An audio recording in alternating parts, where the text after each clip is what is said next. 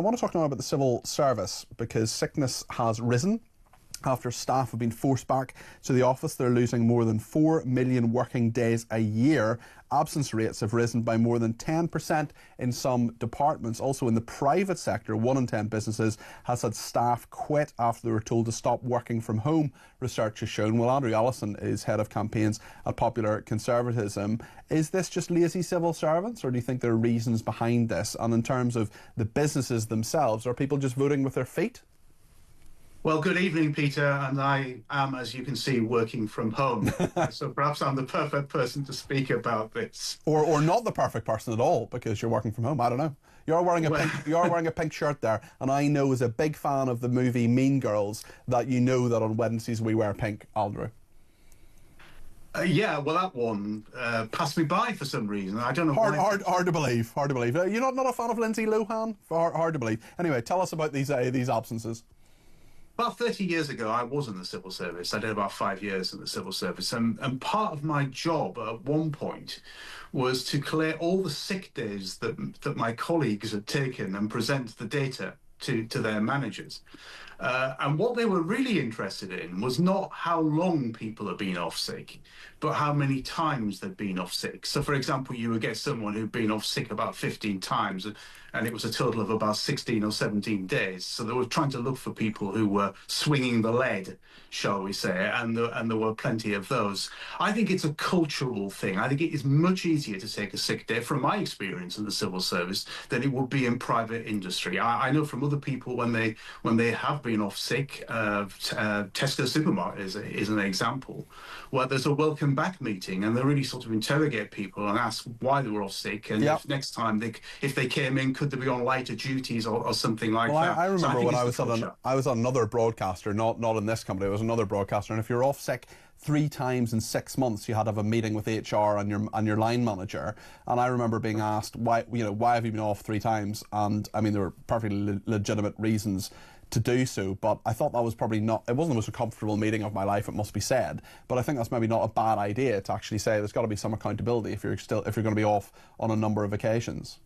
I think you can go to extremes on this, and it can be too much of an interrogation for staff who have genuinely been ill. But I still think it's a good idea to find out exactly why someone wasn't in for work when they should be. But you don't get that in the civil service. People can just take days and days off. It's all on full pay, and no one really seems to be bothered because it's not their money, at least not directly their money. Yeah.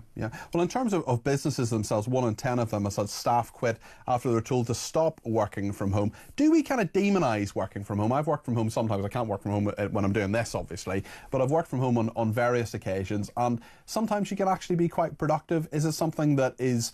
And there are a load of jobs, of course, where you absolutely can't do it. The security guards who work in this building, the presenters of this station, the people who work in the brilliant canteen that we have, for example, none of them can work from home. There is a certain set of people who can, but actually, is that a good thing, a bad thing? When people are told come back to the office and they're saying, actually, I don't want to, and they're going to go somewhere else, that's their right to do so, essentially, Andrew, isn't it?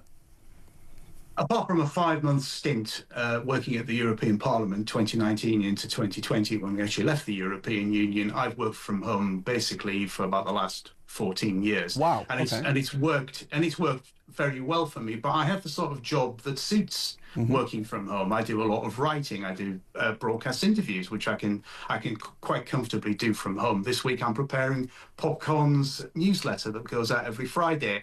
These are things that can easily be done from home. And I have colleagues who work from home, but we're all experienced people and we know exactly what we're doing. And we communicate, via Zoom. We had a Zoom meeting this morning, and we communicate through WhatsApp groups and things like that. But I think for the majority of businesses, they want to see their staff. And it really is up to the employer. Now, I know Labour, Angela Rayner, is trying to change this, where there's got to be very good reasons why an employer Well, it's interesting, in her own department, the Ministry of Housing, Communities and Local Government, absences have risen by 12%. Also, figures published by the Office of National Statistics show that on average, public sector sickness rates, are almost 50% higher than those in the private sector. I mean, that is That is really interesting. Whitehall officials said the sickness level among civil servants was lower than both the wider public sector and private sector comparators. But nonetheless, that stark statistic there, that public sector sickness rates are almost 50% higher than those in the private sector. I mean, that there's got to be some sort of sense of, if you're in the civil service and you take a sick day, is less of a consequence than if you're in the private sector. Yeah, and it's exactly what I was saying earlier, Peter. The culture inside the civil service tends to be more accommodating to people who want to take sick days off, because it doesn't affect their business in the same way as it would affect a private business. And a lot of this, according to the newspaper reports that I've read in the Times, a lot of this is to do with staff being told that they will have to go back to the office for at least 60% of the time, 3 days a week.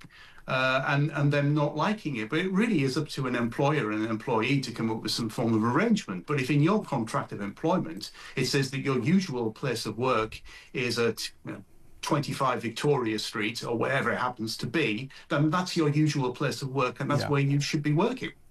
Andrew, thanks very much indeed. All I can say is you go, Glen Coco. That's Andrew Allison, Head of Campaigns at Popular Conservatism there. Thanks for watching, and if you enjoyed that, please give it a like and remember to subscribe to our YouTube channel.